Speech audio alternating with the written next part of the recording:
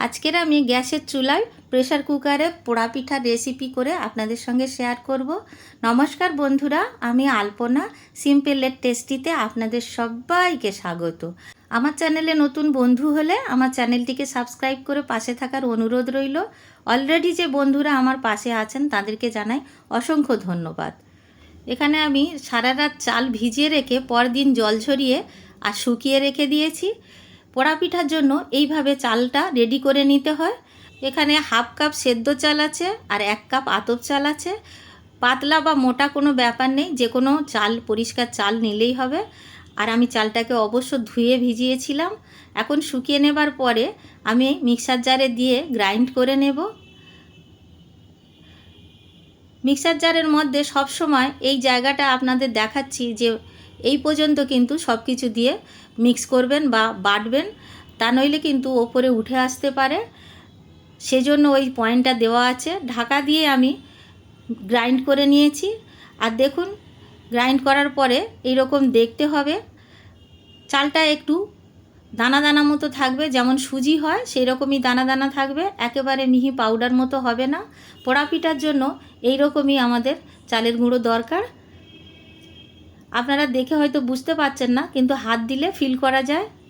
চালগুলো আমি গুঁড়ো করে নেবার পরে একটি পাত্রে ঢেলে রেখে দেব।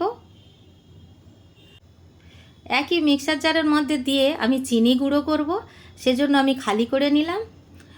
এখন আমি মিক্সার জারে দিয়ে দেব হাফ কাপ চিনি। এখানে আমি বাটি মাপে করব, যেহেতু আমি বাটিতে মেপে দেখাচ্ছি। দেখুন, আমি হাফ বাটি মতো চিনি নিয়ে নিয়েছি আর চিনিটাকে গুঁড়ো করে নেব। তবে আপনারা চাইলে গোটা চিনিও দিতে পারেন, তাতে একটু গলতে অসুবিধা হয়, মেল্ট হতে একটু দেরি হয়, এছাড়া কিছু না। আমি এখন চিনিটা গুঁড়ো করে নিয়েছি। দেখুন, চিনিটা আমি একটা মিক্সিং বোলের মধ্যে দিয়ে দেব। মিষ্টিটা আপনারা আপনাদের পছন্দ মতো নেবেন। আমি হাফ বাটি মতো নিয়েছি। ওই একই বাটির 1 বাটি আমি ওই চালের গুঁড়ো যে আমি বানিয়ে রেখেছিলাম দিয়ে দিলাম। এখানে আমি হাফ বাটি নারকেল কোড়া দিয়ে দেব। নারকেল কোড়া কিন্তু কম বেশি করা যেতে পারে। একই বাটি মেপে 1 বাটি তালের পাল্প দেব। তালের পাল্পটা আমি ভালো করে বাটিতে যতটুকু আছে নিয়ে নেব। দিয়ে দেব অল্প একটু লবণ। এই সামান্য লবণ দেওয়াতে কিন্তু পিঠার টেস্টটা অনেকটা ব্যালেন্স করবে। ভালো করে এখন মিক্স করে নেব আর দেখে নেব আরও চালের গুঁড়ো কতটা লাগে। আমি তালের পাল্প আর দেব না, এখন যতটা চালের গুঁড়ো প্রয়োজন হবে দিতে থাকবো। যতটা চালের গুঁড়ো আমি বানিয়েছি আমার মনে হয় পুরোটাই লেগে যাবে। বেশ অনেকটা পাতলা হয়েছে। আর এই পিঠা বানাবার জন্য একটু বেশি ঘন ব্যাটার লাগবে। এখন আমি আরও 1 বাটি চালের গুঁড়ো নিয়ে নিয়েছি। সেই চালের গুঁড়ো অল্প অল্প করে দেব, একসাথে দেব না। দেখুন, আমি একই বাটির 1 বাটি চালের গুঁড়ো নিয়ে নিয়েছি আর হাফ বাটি দিয়ে দিলাম ব্যাটারের মধ্যে। এখন মেখে দেখে নেব আর লাগবে কি না। ভালো করে মিক্স করে দেখে নিয়েছি, পুরোটা লেগে যাবে। আর এতটাই আমার চালের গুঁড়ো ছিল, আর কিন্তু চালের গুঁড়ো নেই। এখন ভালো করে মিক্স করে নেব। খুব ভালো করে মিক্স করে নিতে হবে। আর এইরকম দেখুন, এইরকম একটা টাইট ব্যাটার থাকবে। এখন আমি ঢাকা দিয়ে 10 মিনিটের জন্য রেস্টে রেখে দেব। ততক্ষণে আমি এখানে প্রেসার কুকারটা রেডি করে নেব। প্রেসার কুকারের মধ্যে আমি 1 চামচ মতো তেল দিয়ে দেব। আর অবশ্য করে প্রেসার কুকারটা খুব ভালো করে শুকনো করে মুছিয়ে নিতে হবে, জল থাকা যাবে না। একটু ব্রাশ দিয়ে সব দিকটা তেলটা স্প্রেড করে দেব। এমনকি প্রেসার কুকারের যে সাইডের জায়গাগুলো সেগুলোতেও কিন্তু তেল লাগিয়ে দিতে হবে। এখন আমি একটা কলা পাতা গোল করে কেটে রেখেছি, দেখুন প্রেসার কুকারের মাপে। কলা পাতা দিয়ে দেব। কলা পাতা না দিলে পোড়া পিঠা সেই স্বাদটা আসবে না। এখন আমি দিয়ে দেব তেল ব্রাশ করে। কলা পাতার ওপরে একটু তেল ব্রাশ করে দিলে পরে পিঠাটা তুলতে সুবিধা হবে আর পুড়ে যাবে না বেশি। এখন আমি দিয়ে দেব ব্যাটারটা। আপনারা চাইলে এইভাবে ঢেলে দিতে পারেন বা আমার মতো চামচে করেও এইভাবে তুলে তুলে দিতে পারেন। আমি আপনাদের ক্যামেরায় দেখাবার সুবিধার্থে এইভাবে চামচে করে অল্প অল্প করে তুলে দিচ্ছি। একসাথে ঢাললে আপনারা দেখতে পাবেন না ভিতরটা।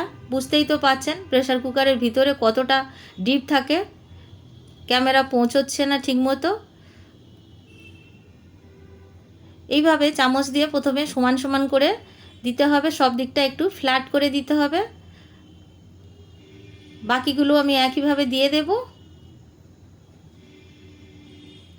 হাত দিয়ে আমি পরে একটু সমান করে দেব। হাত দিয়ে যতটা ভালোভাবে সমান করা যাচ্ছে বা ফ্ল্যাট করা যাচ্ছে, চামচ দিয়ে সেইভাবে ভালো হয় না। আর আমি যে ব্রাশটা নিয়ে তেল ব্রাশ করেছিলাম সেই ব্রাশটা দিয়ে একটু এইভাবে ওপরটা চেপে চেপে দেব। তাতে কী হবে, আরও সুন্দরভাবে ওপরটা খুব সুন্দরভাবে সমান হয়ে যাবে। আমরা একটু গার্নিশিং করব, সেজন্য একটু সমান করে নিলে দেখতে ভালো লাগবে। এখন আমি কিছুটা কাজু আর কিশমিশ দিয়ে দেব গার্নিশিং করার জন্য। এটা আপনারা দিতে পারেন, নাও দিতে পারেন, হাতের ধারে থাকলে দেবেন, না থাকলে দেবেন না।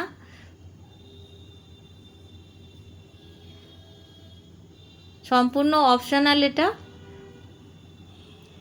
কিছু কিশমিশ আমি এইভাবে দিয়ে দিলাম, কিছু কাজুও দিয়ে দেব।